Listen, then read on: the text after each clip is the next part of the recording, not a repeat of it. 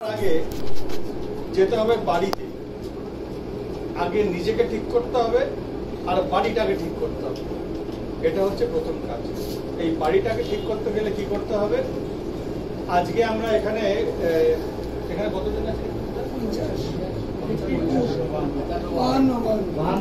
আমার হিসেবে এখানে আমরা ৫,০০০ জন আছি আজকে, আমার হিসেবে।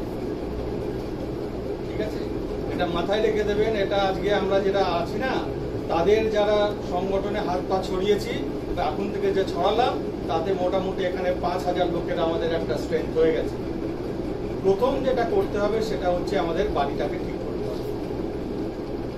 আমার মনে হয় এখানে এই ৫০-৫২ জন যতজনই আছি না কেন, তাদের বেশিরভাগই আমরা রাত্রিরে যখন খেতে বসি আলাদা আলাদা খাই। বাবা আলাদা খায়, ছেলে আলাদা খায়, যে একদম বাচ্চা আছে সে আলাদা খায়, আলাদা আলাদা খায়।